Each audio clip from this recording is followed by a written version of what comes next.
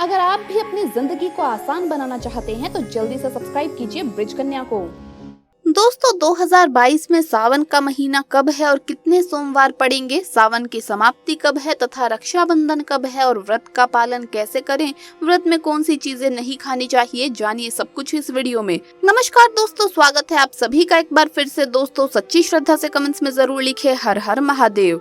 दोस्तों सावन का महीना शिव भक्तों के लिए प्यार की सौगात लेकर आता है। यही वो महीना है जिसे हम प्यार का महीना भी कहते हैं। साथ ही साथ शिव भक्त बड़ी जोरों शोरों के साथ सावन के महीने का बड़ी ही बेसब्री से इंतजार करते हैं। सावन में भगवान शिव धरती पर आकर अपने हर भक्त के घर में वास करते हैं और उनकी सच्ची भक्ति से उन्हें धन धान्य करते हैं। सावन का हर एक दिन बहुत ही शुभ माना जाता है। हर दिन पवित्र होता है, हर दिन भगवान शिव की पूजा की जाती है। लेकिन सोमवार के व्रत की बात ही कुछ और होती है। दोस्तों आपको बता दें, इस बार सावन का महीना 2022 14 जुलाई दिन गुरुवार के दिन पड़ेगा। सावन की समाप्ति होगी 12 अगस्त के दिन और सावन समाप्त होने से ठीक एक दिन पहले 11 अगस्त यानी गुरुवार के दिन रक्षाबंधन का त्योहार मनाया जाएगा। दोस्तों आइए अब जानते हैं सावन के इस पवित्र महीने में कितने सोमवार पड़ेंगे और आपको कितने व्रत रखने हैं। सावन माह का पहला दिन 14 जुलाई दिन गुरुवार है। सावन का पहला सोमवार व्रत 18 जुलाई दिन सोमवार है। दूसरा सोमवार व्रत 25 जुलाई। सावन का तीसरा सोमवार व्रत 1 अगस्त। सावन का पवित्र चौथा व्रत 8 अगस्त के दिन पड़ेगा।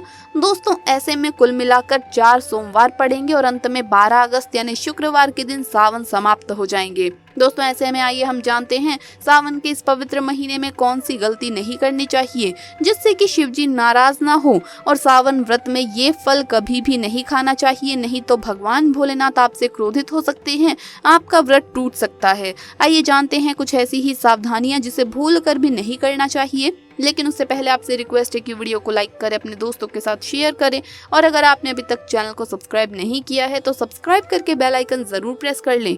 दोस्तों नंबर 1, शास्त्रों में कहा गया है कि व्रतधारी को उधार मांगकर फल आदि नहीं खाना चाहिए, इससे पाप लगता है और व्रत अधूरा रह जाता है। सोमवार का व्रत हो या कोई भी व्रत क्यों ना हो, पड़ोसियों से मांगकर व्रत आदि में फल आदि नहीं खाने चाहिए।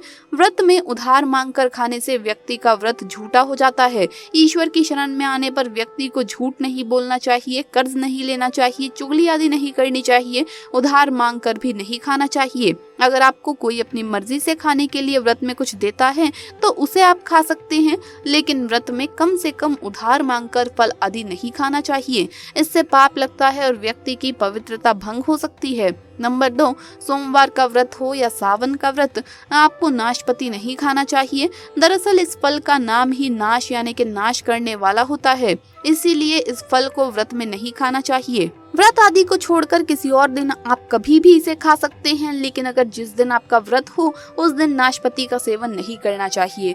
भगवान को भी नाशपति नहीं चढ़ानी चाहिए। दोस्तों नंबर 3, कुट्टू या सिंघाड़े का आटा खाने से भी आपका व्रत टूट सकता है। आपको बता दें, लंबे समय से रखा हुआ आटा आपका व्रत भंग कर सकता है। दरअसल पुराने आटे में घुन आदि कीड़े वगैरह पड़ जाते हैं जो ठीक तरह से दिखाई भी नहीं देते। ऐसा आटा खाने पर आप मांस का सेवन करते हैं और व्रत में मांस खाना घोर पाप के बराबर माना गया है, तो इससे आपका व्रत भंग हो जाता है। व्रत में ताज़ा आटा खाना चाहिए। लंबे समय से रखे हुए आटे में कीड़े पड़ जाते हैं, ऐसा कभी भी ना करें। व्रत हमेशा शुद्धता से ही रखना चाहिए। दोस्तों सावन के महीने में महादेव को ऐसे बेलपत्र कभी भी नहीं चढ़ाने चाहिए, बहुत ही अशुभ माना जाता है। पौराणिक मान्यताओं के अनुसार बेलपत्र चढ़ाने से शिव जी का मस्तक शीतल रहता है। बेलपत्र से भगवान शिव की पूजा करने से दरिद्रता दूर होती है और व्यक्ति सौभाग्यशाली बनता है। इससे हनुमान जी भी प्रसन्न होते हैं क्योंकि वो शिव के ही अवतार हैं। दोस्तों पहले आप ये जान लें कि बेलपत्र का उपयोग और इसके लाभ कैसे मिलते हैं। नंबर 1, तीनों लोकों में जितने तीर्थ स्थल प्रसिद्ध हैं वो सभी तीर्थ स्थल बेलपत्र के मूल भाग में स्थित माने जाते हैं। दोस्तों नंबर 2, यदि बेल का वृक्ष घर के बीचों बीच या पूर्व दिशा में लगा हो तो घर में धन धान्य की कोई भी कमी नहीं रहती और परिजन खुशहाल रहते हैं। नंबर 3, जो व्यक्ति बेल के वृक्ष की गंध, पुष्प आदि से पूजा अर्चना करता है उसे मृत्यु के पश्चात शिवलोक की प्राप्ति होती है। दोस्तों आइए अब जानते हैं बेलपत्र से जुड़ी कुछ खास बातें। चतुर्थी, अष्टमी, नवमी, चतुर्दशी और अमावस्या तिथियों को और सोमवार को बेलपत्र नहीं तोड़ना चाहिए। पूजा से एक दिन पूर्व ही बेलपत्र तोड़कर रख लें। दोस्तों आपको बता दें, बेलपत्र कभी भी अशुद्ध नहीं होता। यदि आपको पूजा के लिए नया बेलपत्र नहीं मिल रहा है तो आप किसी दूसरे के चढ़ाए हुए बेलपत्र को स्वच्छ जल से धोकर भगवान शिव को अर्पित कर सकते हैं। दोस्तों बेलपत्र में 3 पत्तियां होनी चाहिए। कटी फटी पत्तियों का बेलपत्र भगवान शिव को अर्पित गलती से भी ना करें। कटी फटी पत्तियों को अर्पित करने से शिव जी का अपमान माना जाता है और बेलपत्र का भी। इसीलिए बेलपत्र की पत्तियां एकदम साफ होनी चाहिए। दोस्तों सावन के इस पवित्र महीने में अगर आपको ये 5 संकेत मिल जाएं तो इससे पता चल जाता है कि महादेव आपकी भक्ति से बहुत ही प्रसन्न है और आपको धनी होने से कोई भी नहीं रोक सकता। तो चलिए जानते हैं। नंबर 1, बैल का दरवाजे पर आना। नंदी महाराज भगवान भोलेनाथ के वाहन है। नंदी को भगवान शिव का द्वारपाल भी कहा गया है। नंदी महाराज को बुद्धि और ज्ञान का प्रतीक माना गया है। शिव के मंदिर के बाहर हमेशा नंदी महाराज विराजित रहते हैं।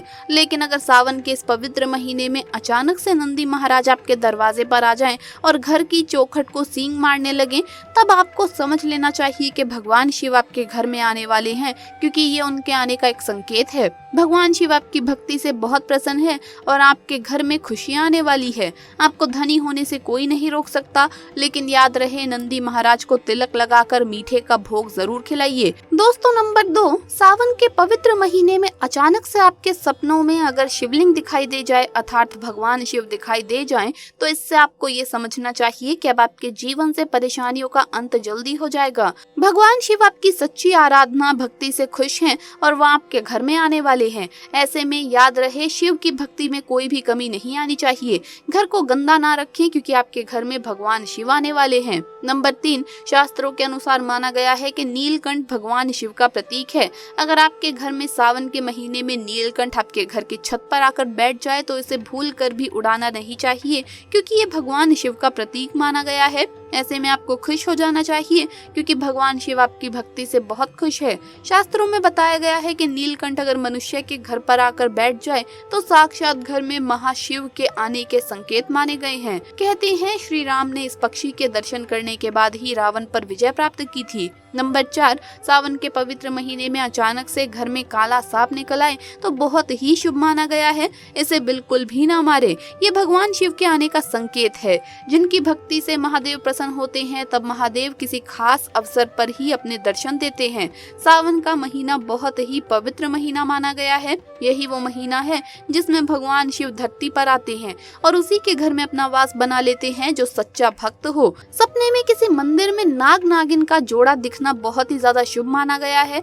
ये घर में शिव जी के आने का संकेत है। अब आपको खुश हो जाना चाहिए। नंबर 5, सावन के शुभ अवसर पर सोमवार के दिन डमरू की आवाज, घंटियों की आवाज सुनाई दे जाए तो ये अत्यंत शुभ माना गया है। इसका अर्थ ये है कि भगवान भोलेनाथ आपसे प्रसन्न है और जल्दी आपके घर और जीवन में प्रवेश करने वाले हैं, जिससे आपका आर्थिक संकट अब दूर हो जाएंगे और जीवन में सुख समृद्धि आने वाली है। दोस्तों महादेव की कृपा पाने के लिए एक बार भगवान शिव का जयकारा अवश्य लगाइए। हर हर महादेव, ओम नमः शिवाय। एक लाइक तो दोस्तों जरूर बनता है। वीडियो अगर पसंद आया हो तो इसे अपने दोस्तों के साथ शेयर करें और अगर आपने अभी तक चैनल को सब्सक्राइब नहीं किया है तो सब्सक्राइब करके बेल आइकन जरूर प्रेस कर ले। जल्द मुलाकात होगी अगली वीडियो में। हर हर महादेव, जय महाकाल।